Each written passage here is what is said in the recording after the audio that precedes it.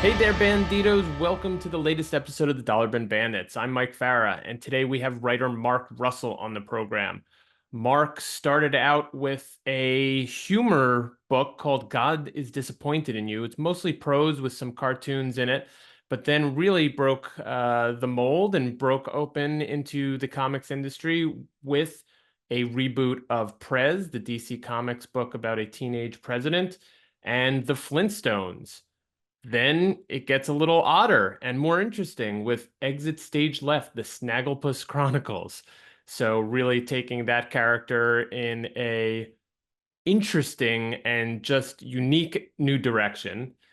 On to Wonder Twins, as part of Bendis's Wonder Comics initiative.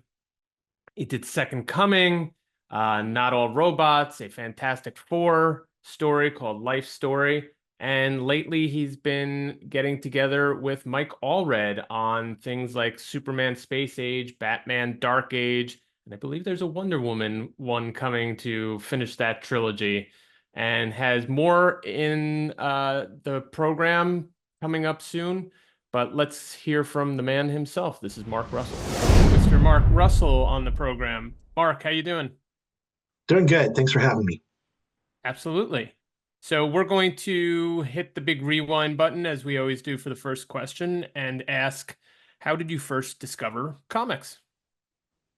Well, probably like most people in my generation, I first discovered it like in the spinner rack at the grocery store. A lot of times, if I was going on a road trip, my parents would buy me some comics just to keep me quiet in the back seat. Or when my mom was shopping, I would go read them surreptitiously at the spinner rack without actually buying one. Apologies to anyone whose comics I basically stole that way.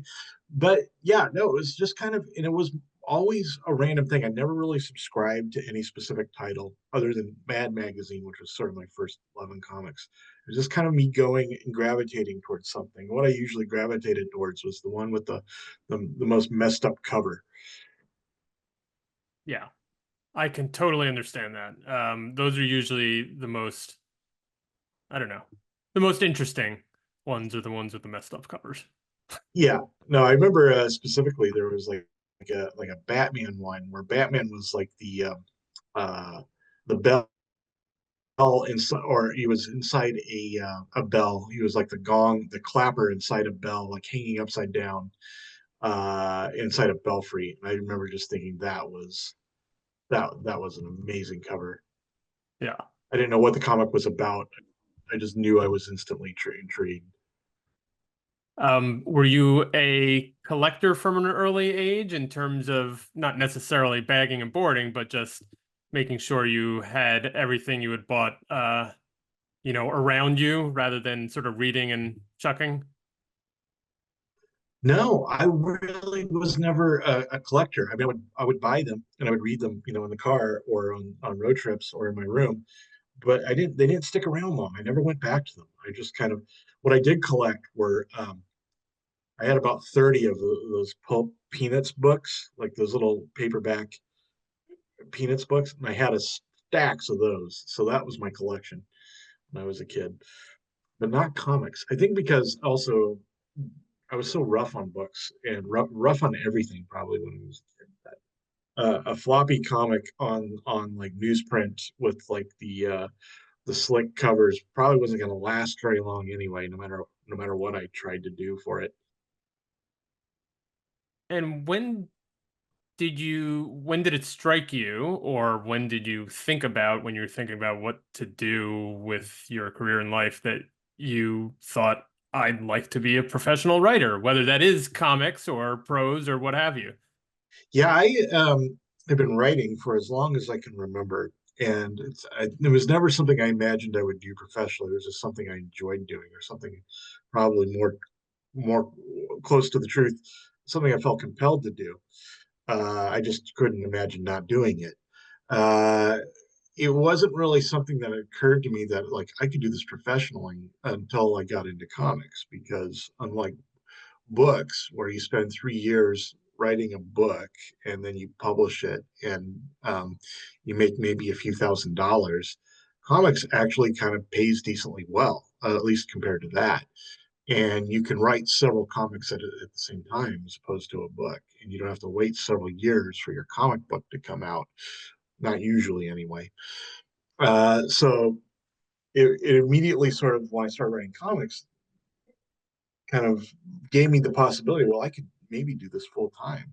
And I felt at some point, even though I had a fairly, stable job, that like if I ever was going to become the kind of writer I wanted to be, if I was ever going to see how good I could get at this, I really needed to do it full time. I really needed to just take the plunge and take a chance on just doing this and nothing else. And so in 2018, I did just that, and luckily, I've been able to make it work so far. But yeah, it was comics really that a lot like opened the door to me to be able to work professionally as a writer full time.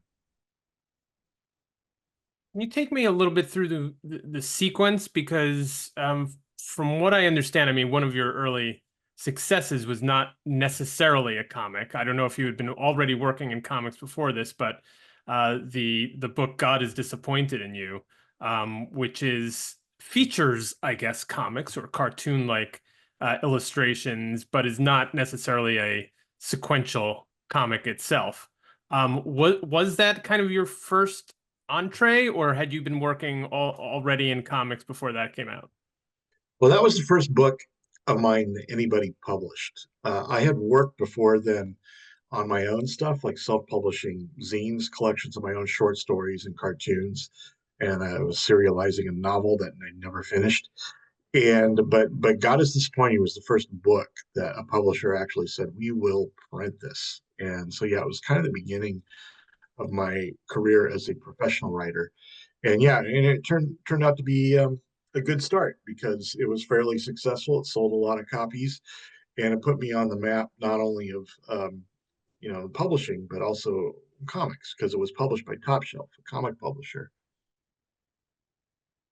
And so with all these projects that were kind of percolating, right? You had the zines, you had the novel that you were writing that never came to fruition necessarily, but and then you had this idea. How did that come together?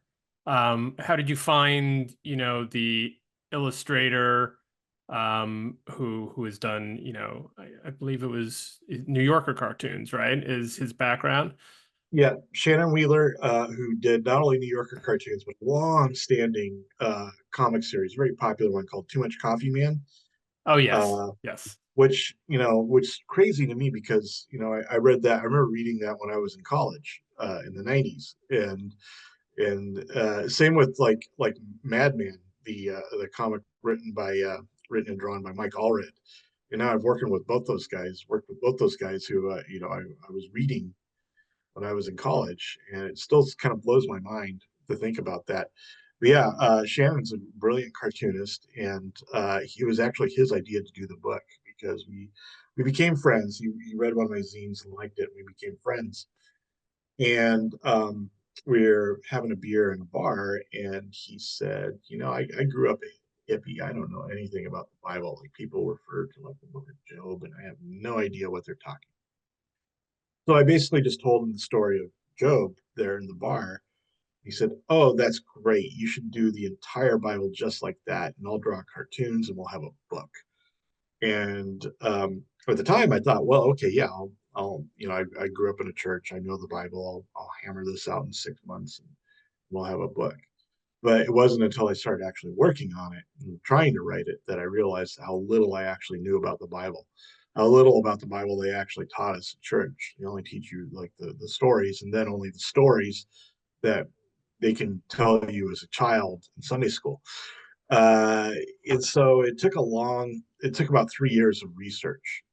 Plus, the Bible leaves out a lot of historical context because the things that the ancient authors of the Bible were writing were things they just assumed every ancient reader would know. They knew that the ancient reader understood what the Assyrians had done. They knew the ancient reader knew who the Babylonians were and whatnot. So there's a lot of context just sort of left out of the Bible, which I had to research, put back into the Bible when I did it. So it took a long time. It took 3 years to write that book.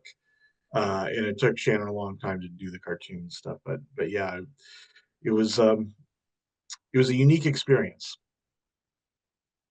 And probably different than what you thought maybe your first published work would be if you were, looking into comics as a as a sort of entry point for your writing. So, Yeah, at the time I thought it was just kind of a nice side segue, a nice distraction from like the short stories and novels and cartoons and stuff I was writing, and it ended up sort of consuming my life for 3 years. And I never really went back to what I was doing before because then shortly after that I got the offer to write Prez for DC Comics, and which I never thought I would get an opportunity to write for DC Comics before. So I said yes to that. And then when I started writing that, it immediately became clear to me that like, this is really the wavelength on which my brain frequency works. Like writing visual descriptions of panels instead of trying to write visual things in prose. And I never really looked back. I've always been working on a comic book since then, at least one. and looking at your bibliography and your early work, I mean, it's I don't know if you like or hate this word. Sometimes I do both, but it's quirky. Prez is, I don't, I'm not sure how many people knew about sort of the original work, which is about a, teenage president of the United States that you were sort of rebooting or reimagining. And then also early on the Flintstones. Um, you just mentioned, I think, that Prez came to you. Did the Flintstones also come to you, or how were you just sort of letting things come to you, or were you seeking out anything particular? No, I didn't start seeking things out until later, until I actually needed to make money at this thing. In the beginning, things just sort of came to me, which is, I know, just like annoying as hell and not really good advice for anybody out there looking to get a career in comics. It's like the worst advice you give somebody is like, oh, just wait, things will come to you. Right. But they did in a way. Although yeah, Flintstones came to me after Prez. Prez got canceled after 6 issues, which was shocking to me at the time. Not only because I thought it was good, but because I didn't realize that you could get canceled in the middle of a run. Because they said, "Oh, it'll be 12 issues." And I thought, "Okay, I've got 12 issues to work out the story." And then after six, they're like, "Oh, it's not selling, not selling for beans, so we're going to cancel it." Which was shocking to me because it's like my only experience for it had been writing, my own zines and books, and nobody had ever canceled one halfway through the writing of it. So I only really got to tell half the story I'd planned for Prez. So when I started working on the Flintstones, I now was a little wiser. I understood it's canceled at any moment. So it informed my writing in the sense that I wanted each issue to be like almost a completely self-contained issue about a different subject, about a different sort of foundational error of civilization. So there's an issue about religion, there's an issue about marriage, there's an issue about consumerism, there's an issue about religion, and there, and also after the first issue came out, I talked to Marie Javins, my editor. I said, well, based upon the sales of issue number one, how far do you think we'll be able to do this series until we get canceled? And she said, probably about 12 issues. So I said, okay, well, let's just plan to end it at 12 then. So it was always sort of written with the idea that it would end at 12 issues because I wanted to end it on my own terms. I wanted it to choose where the story concluded, which we did. And I'm very proud of it. I'm glad we ended it where and how we did. But then it like got me thinking about, well, what other stories, what other comics I want. And I think I've always sort of gravitated towards limited series for that reason.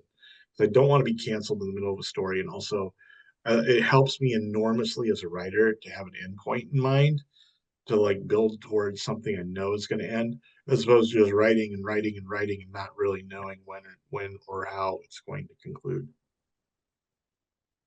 Uh, that's interesting because I think the industry has moved in that direction for the most part anyway. I mean, there are still ongoing series, but even those are primarily almost mini series after mini series with under the same banner. So I can totally understand from a writing perspective that you want to be going somewhere rather Yeah. than everything being open-ended, because that just seems awfully difficult to figure out how to continue things Yeah. on. Well, in the ongoings, in their defense, kind of realizes too, like you mentioned, they have planned arcs, story arcs, and this ends every 5 or 6. But I like, it's just hard to keep coming up. You plan the way the characters develop based upon the overall arc of issues. So it's like you think, well, this is going to go on for 100 issues. The character development is very different than if you think, okay, this is going to go on for 6 issues.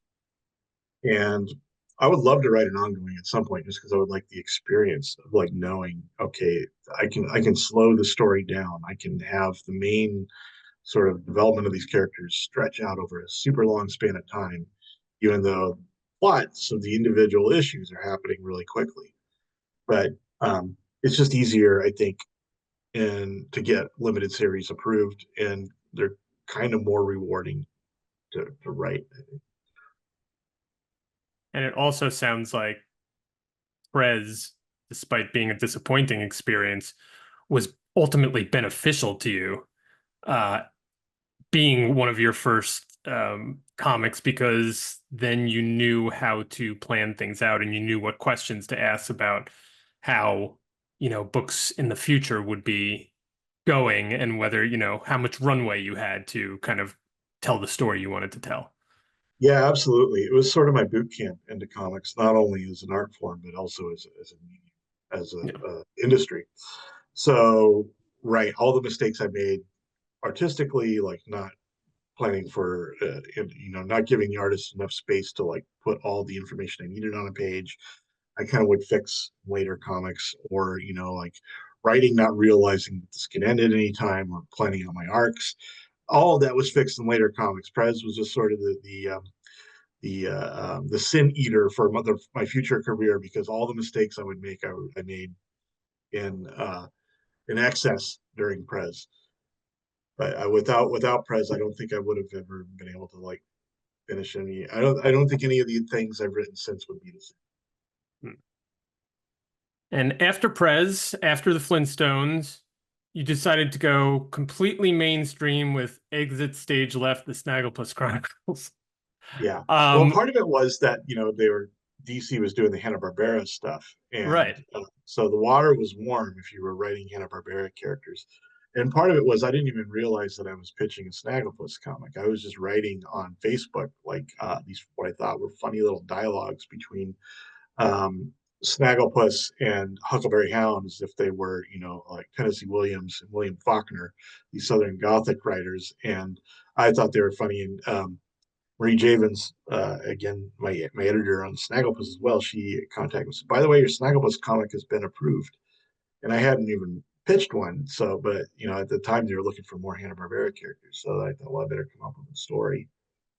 And so, yeah, I built the entire story of Snagglepuss around two basic pillars. One being that Snagglepuss is a gay icon, and the other being that he clearly has a background in theater, because both his catchphrases, "Exit Stage Left" and "Heavens to Murgatroyd," are both theater references. So what happened to him that he is no longer in theater? What happened to him that he is now in cartoons, not on the stage? And that's when the whole storyline, because he made his debut in cartoons in 1959. So that's when the whole McCarthy, like House Un-American Activities storyline, the blacklist, and the Lavender Scare, that whole storyline sort of occurred to me as like this would be the reason why he was forced to leave, why he's forced to pivot to doing cartoons where he could escape the blacklist, because they were so new and low bar that nobody would bother to nobody would bother to bar him from them. Having uh, read about this project, and I will confess that I have not read it yet, but I just bought it. Um, I'm surprised, and my question was going to be, did you meet any resistance in what I assumed was pitching this project, but it seemed like it was the other way around. You were approached based on what you were doing to do this project from DC and Hanna-Barbera. What it just seems so much different than a lot of the adaptation um, stories that we hear, where there are cooks in the kitchen, there are constraints about what you can do with these pre-established characters. Um, and maybe you were new to the industry, but I mean, were you surprised at how much, rope they gave you, how much free reign you had to do this work? I was actually more surprised later when I found out that this was not the case with every comic. I thought, well, okay, you get hired to write a comic. Obviously, they want you to be you, and they'll give you the freedom. Because I got spoiled working on the Flintstones and working on Snagglepuss. But yeah, it's like you say, DC was incredibly supportive. Both Marie Javins and Dan DiDio supported the vision, and but it wasn't resistance free. I mean, there were people in the press who were like, "You ruined my childhood. What is this garbage?" And then there were people like Hanna Barbera like had some notes, which DC to their credit just told me to sort of ignore. But the resistance was pretty minor. It was not like anything that I know a lot of comic creators have had to deal with in adapting other things, because I think they really wanted to tell edgy stories. I think the thing that DC wanted to avoid more than anything else was just like, well, this is like a gold key comic version of the Flintstones that is like a pale imitation of the cartoon, and or a tasteful homage, because there's nothing worse than a tasteful homage. They wanted to sort of like be iconoclastic and do something new and relevant with it, which was sort of the perfect way for me to break into comics, like that sort of attitude. And yeah, it's not been like that ever since. I mean, there are some properties, some IP that when you work with it, you're dealing with a lot more controls. It's a lot different writing Batman, for instance, than it is writing, Snagglepuss. And then there was also Wonder Twins, subsequent to this, which was under Bendis's Wonder Comics initiatives. Yet another, I guess, adaptation, although you can call anything, in comics that's pre-existing an adaptation. But what um what appealed to you, or what continues to appeal to you, about taking these maybe underestimated or dormant properties and bringing them back to life or reimagining them? Is some of the fun that the expectations are kind of low because, these are not at the tippy top of the sort of pop culture relevance at the time? Well, the low bar of expectations is definitely helpful, and I recommend it for everyone. But the main reason why I think it's fun is because you get the freedom. It's like nobody's concerned that you're going to break the Wonder Twins. Nobody's concerned that you're going to like, well, now we can't use the Wonder Twins again for 10 years because of this guy. Uh, and also, I feel like special affection, I think, for the more minor sort of overlooked characters, because that is a much more interesting place to be writing from than, well, this is like most popular character in the world who everyone loves. And I think also it's the psychology, it affects the psychology of the characters themselves. Why are we overlooked? Why are we being ignored? And I think most of us, most superhero stories are told about superheroes sort of at the peak of their careers, the height of their power. They're at their prime. Whereas most of our lives are actually spent either on the way up, engaging our potential and learning who we are, or on the way down, like declining, no longer being able to like hack at what we used to do so well. And so I think that there needs to be more stories in comics, in particular in superhero comics, about the upward and downward slope of careers. And I wrote two comics specifically about those things. Wonder Twins being one, about heroes that were just learning their potential, just figuring out who they were and achieving, you know, their identities as they went. And then One Star Squadron, which I did with Steve Lieber, which was about superheroes on the decline of their career, superheroes who were no longer able to hack it as heroes and were being forced to like augment their heroism with like working in call centers or doing like cameos, you know. To me, I feel like these are sort of the hidden notes in the symphony that is superhero comics. The stories about heroes and villains on the way up and on the way down. Yeah. I mean, for any of us or any of listeners out there that follow sort of the celebrity world, I mean, this is sort of similar kinds of things. You know, we often hear about these folks at the height of their power, sometimes on the way up, but not a lot, and certainly on the way down, we almost don't want to hear Yeah, no, about that's that. the problem too, is that like we sort of hide the reality of what it's like to have a career, what it's like to be somebody who was aspiring and then achieved the success and now is like no longer able to achieve it. I think it's given us like an unrealistic expectation of what success entails or what a career is. It's like you just imagine that you have a hit or you're successful and then you just sort of like the credits roll and your life ends, but it's not really true. And it's like what Margaret Mead once said, the famous anthropologist, that uh, she was talking to a young anthropologist that was about to going out in the field, and he asked her if she had any advice, and she said, "When you go into the real world, you're going to see people giving birth, you're going to see people dying, you're going to see people like experiencing life that has been sheltered from you because our culture shelters people from the extremities of existence. And the last thing in the world these people need is you bringing your hangups to their reality. And I feel like that's kind of what I'm trying to do with, especially particularly when I write superhero comics, is like be an anthropologist, not bring hangups about well, we want to see people at their best or we want to see people at the height, but no, to show this is what the life would really be like. Hmm. Yeah, I feel like that is for some writers the way of doing it being anthropological like that, and for some writers, and I wonder if it's just sort of a maybe traditional slash new or revolutionary dichotomy, which is that they want what we've always had. We've set up these archetypes of heroes to be fantasy characters to sort of escape from our life and not think about the sort of the realities as sort of you've enumerated them. And And it's that's fair. and That's yeah. there's no wrong way to enjoy a comic book, and if that's what you want, that's what you should get.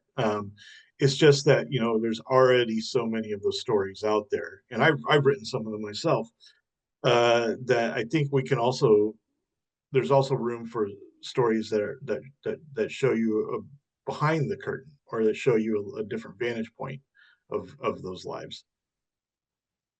All right, let's retreat into some safe space and talk more about religion and Second Coming. Nice, um, non-controversial titles like Second yes, Coming. yes, exactly. Tell us a little bit about where you got the idea for the comic. And then I wanted to know, and this could just be a separate question we'll follow up on, if you were surprised by this controversy or the blowback that the comic received. Yeah, so originally I pitched it as a Superman comic, DC. I did a pitch meeting with Marie Javins and Dan DiDio, and because I wanted to write a Superman comic. He's always been a huge favorite of mine. So I had these ideas written down. I was going through the ideas, and Dan would say, "No, that's been done," or "No, that one's been done." The next one has also been done. And at one point, he stopped me during the meeting. He said, "Look, this character's been around for 80 years. You're gonna have a hard time coming up with storylines that have not already been done with Superman." So the last one I had on the list that I just sort of written down, not expecting to get to it, was, well, what if Superman shared a two-bedroom apartment with Jesus Christ? And he sort of froze up for a moment and said, "Well, that's never been done." He said, but I get death threats if Superman doesn't say the Pledge of Allegiance. So I'm not going to do that as a Superman comic." He said, "But create your own character and we'll publish it with Vertigo." So I created Sunstar, which is sort of my Superman stand-in. And it actually was pretty liberating to create a new character because if it had been Superman, it would have been two nice guys rooming together and would have had the same. Sunstar is a little different, a little crispier. a little more cynical. So he's actually a better foil for Jesus Christ. And Vertigo is going to publish it then. And then there was appears to be a slow news day on Fox News, and they did, as they are wont to do, a culture war story, and it just happened to be my turn. And they're like, well, DC's doing this blasphemous comic about Jesus Christ. And this is before anybody had read a page of the comic. It had been announced like months before without much fanfare or furor. And now like the Fox News got hold of it, they announced that there's this new, the worst thing that's ever happened to you. There's going to be a DC comic about Jesus Christ.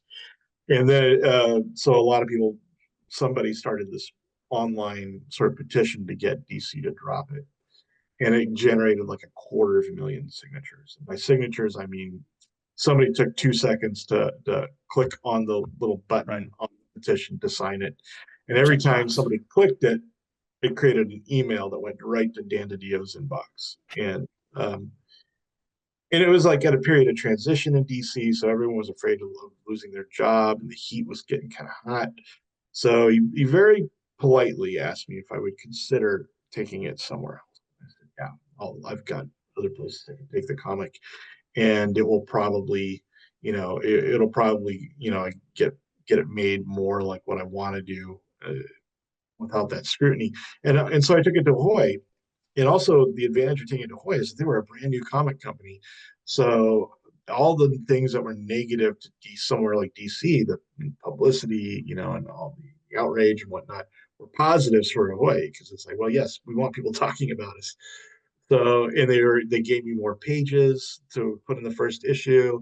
I've let me complete up to date now like 4 different series, 4 volumes of it. So it was a great opportunity to be able to take it to Ahoy.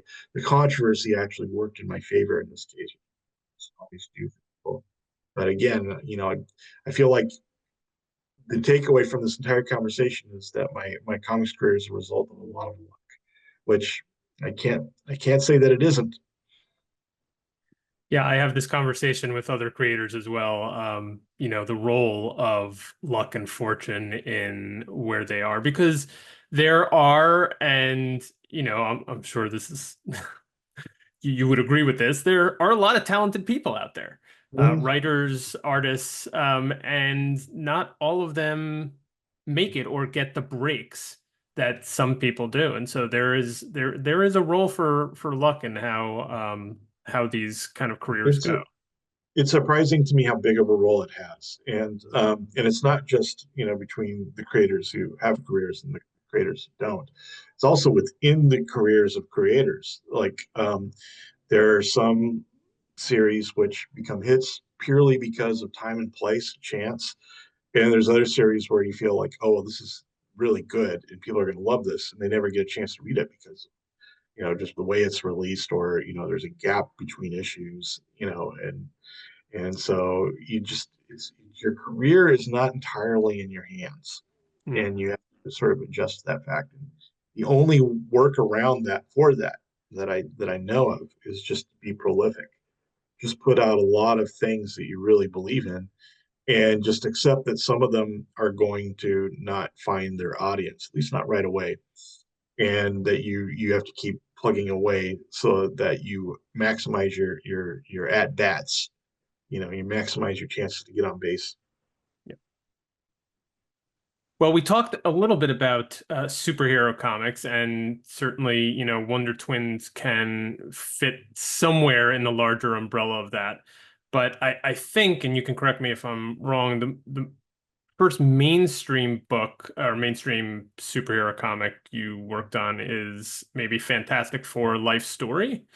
And I'm wondering sort of why why it took not so long. It wasn't too long, but certainly you did not jump right from like Flintstones into mainstream superheroes. But um, why was that, I guess, the one that made you take the dive? And were there others that you turned down before that you felt like you weren't ready for?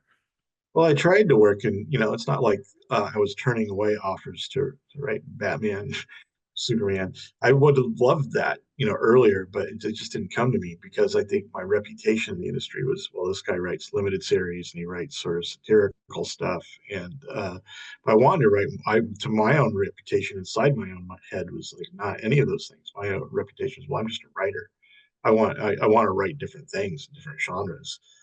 And I'd long wanted to write, like I mentioned before, like a Superman story. And the opportunity, like you say, that I got to write like a really big sort of superhero title was Fantastic Four life story. And I think the reason why they contacted me to write that one is because part of my reputational smorgasbord was that I also worked with a lot like historical themes and like Snagglepuss and a lot of my stories are set in actual history and also like long story arcs of like where it's like this is the character aging and their life. So I think that was why they approached me, because they thought, well, he'd be a good person for writing the Fantastic Four set in the 60s and set in the 70s and set in the 80s. And it's still one of my favorite things I've ever written. One, they're my favorite Marvel characters. I love the Fantastic Four and how different they are, and they have different personalities. And I loved being able to like actually show them age and develop, and how not only how they change the world, but how the world changes them. Makes a lot of sense. You you eventually went on, and I want to sort of bridge the gap for another question, but you did eventually get your crack at Superman and Batman with the aforementioned Mike Allred, and doing both Superman Space Age and then Batman Dark Age. Um, you guys seem particularly suited for each other. I'm curious how you met, and was it a while ago, and that you just kind of came together for this. But how you met and what it's like working together, because you at least have two projects with him as an artist, and there must be some alchemy there that's working. Yeah, no, I have a great time working with Mike and Laura both. And yeah, we really just are on the same page, which makes it a lot more fun too. And we're all really good friends, which also just makes it great.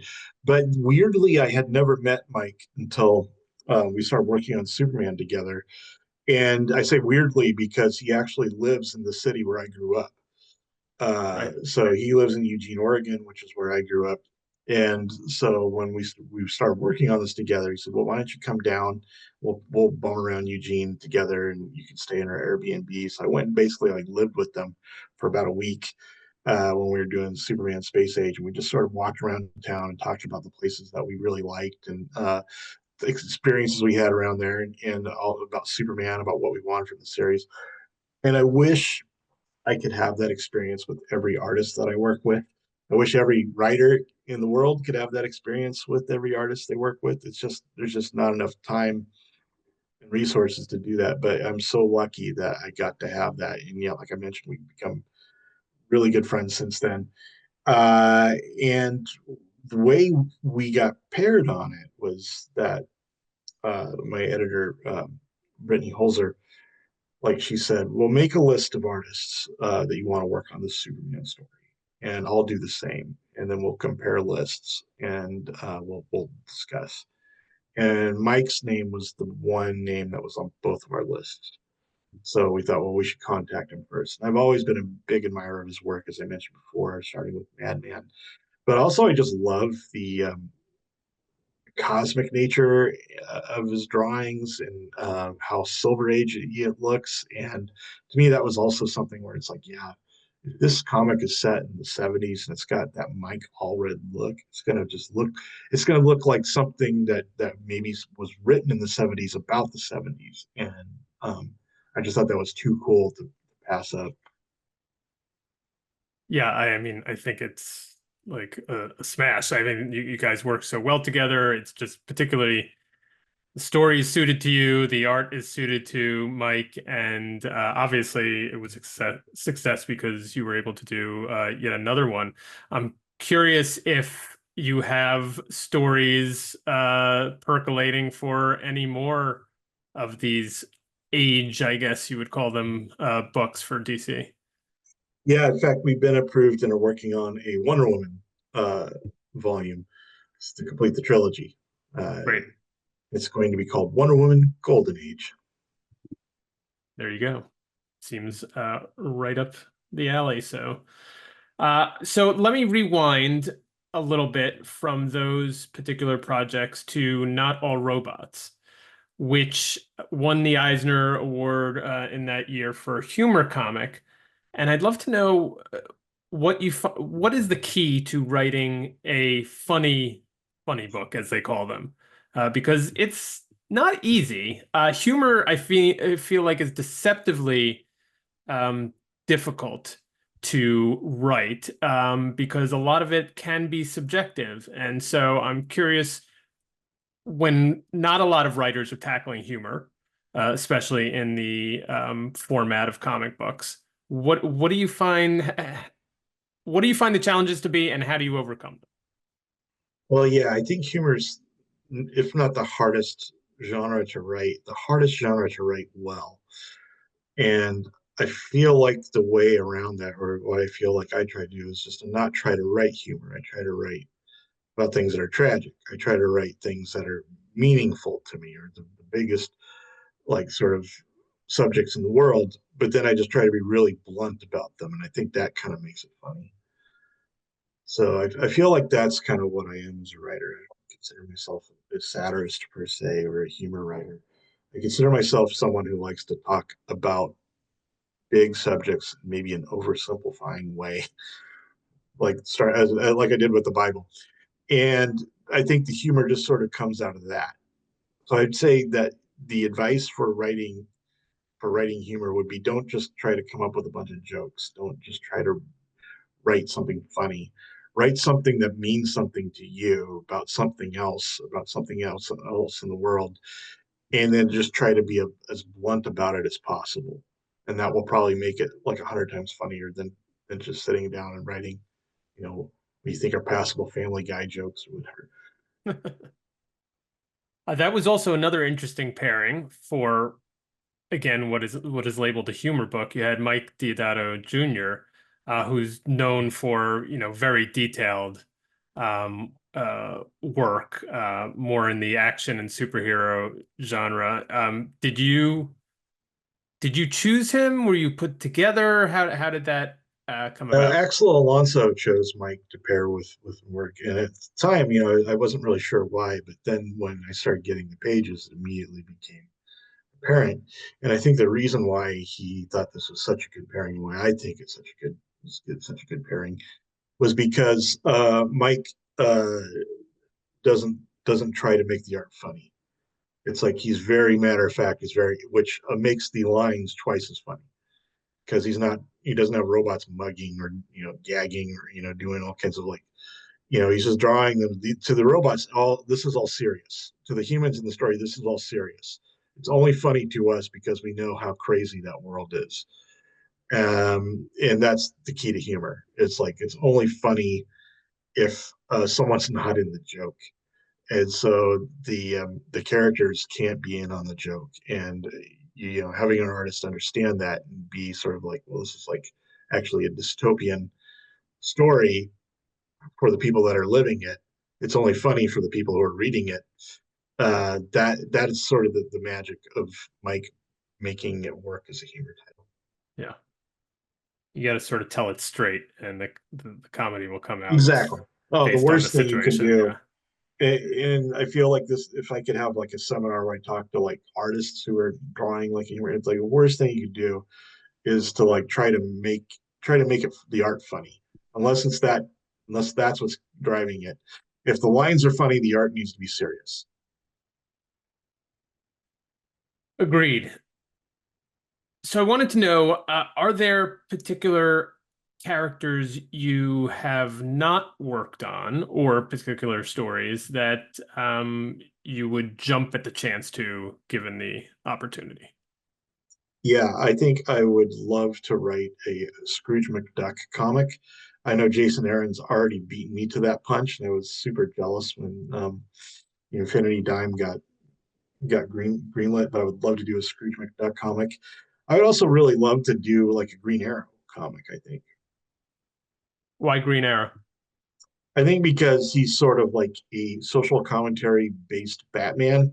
He's sort of a vigilante superhero, but one that has distinct opinions about politics and the way the world should be run. And I think he's a very relevant character for this point in time in American history.